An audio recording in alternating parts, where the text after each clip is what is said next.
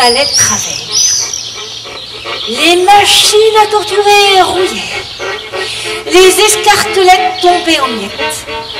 Le feu sous les marmites d'huile bouillante s'éteignait. Ça pouvait plus durer. Quand tout d'un coup, l'un des diables s'est écrié « J'ai une idée !» Aussitôt, toutes les oreilles cornues, griffues, velues se sont tournées vers lui. Il a dit « Je sais ce que nous allons faire. Nous aussi, nous allons envoyer notre fils sur la terre. Il poussera tout le monde en enfer. Et alors, on verra bien qui sera le plus fort. Il rira bien qui rira le dernier. » Hey!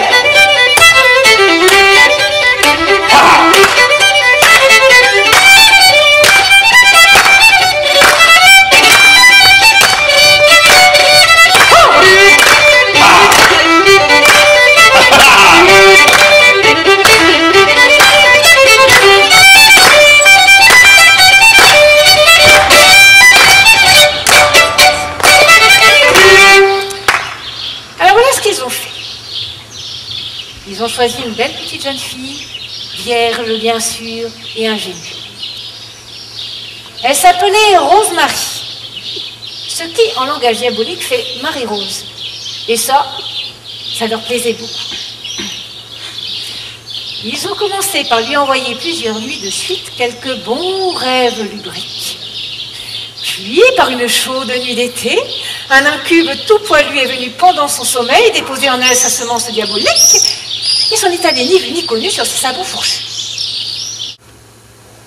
Mais Viviane, puisque tel était son nom, Viviane n'avait pas peur, non. Elle savait très bien ce qu'elle voulait. Elle voulait toute la magie de Merlin. Elle voulait Merlin pour elle toute seule. Et elle connaissait les moyens d'arriver à ses fins. Ne dit-on pas, femme est plus rusée que le diable ?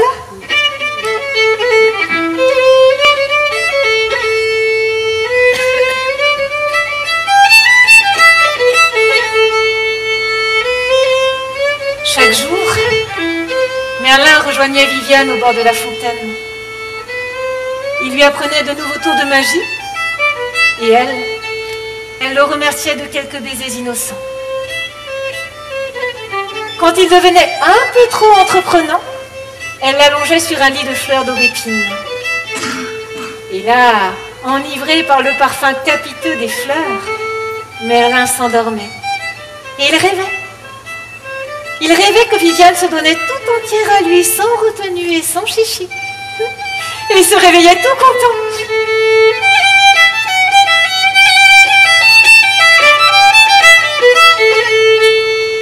C'est que Viviane était une fée.